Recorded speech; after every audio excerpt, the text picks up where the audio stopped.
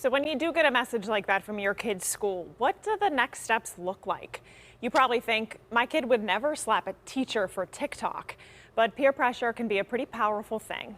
And joining us now to talk all about these TikTok challenges and the best way to check in on your kids is Ryan Klingensmith, the founder of Shape the Sky, creating responsible kids on smartphones. Ryan, thank you for joining us tonight. Thank you for having me. Why do some kids feel like they have to go along with these challenges? I think it's the age-old, falling into peer pressure. Maybe they want to get some likes. They want to get some more followers on their social media. There's just many different reasons for it, that kind of goes back to when we were kids. How can parents help the children understand the consequences that some of these challenges pose? Well, I think having that open conversation and knowing about these challenges, there's a lot of challenges that are out there that, aren't really something. If you think about the Tide Pod challenge, we heard a lot about that. But, if you actually talk to teachers and parents, there's not a lot of people that know of kids that ate Tide Pods, right? So, but I think with this one, kind of last month, there's the Devious Lick Challenge on TikTok. And I think what we saw was there was a lot of damage being done in schools. I work in schools, and, a lot of school bathrooms are closed because there was damage done. So when this next challenge came out about slapping a staff member or whatever, I think you have to put a little bit more validity into it. Now, there is a bigger consequence with slapping a staff member than there is, maybe getting away with some damage in the bathroom. But I think it's really important that we have these open conversations with kids.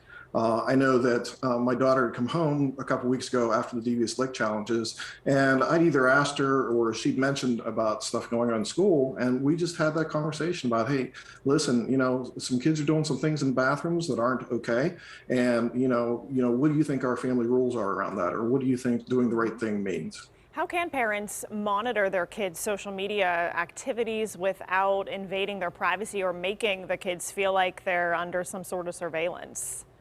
Well, step one is setting up the expectations. You have a contract with Verizon or AT&T or whatever to use the device, with their service, but we need a contract with our kids on any piece of technology they use. So setting the standards right away using devices is key, and then you can always revert back to that.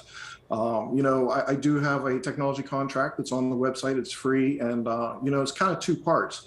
The first part of it is, why am I having this conversation with you around technology? What are our family, values, and how are you going to use it? And, how are you going to continue to be involved in the real world and also the digital world? Because let's be real, they're going to have to use this for work and stuff, but it's a healthy balance. And then the second part of the contract are the steps in, this is where we're going to keep the device. This is what's going to happen if you misuse it. These are the steps we're going to take. There's a lot that goes into it. So setting the expectations first.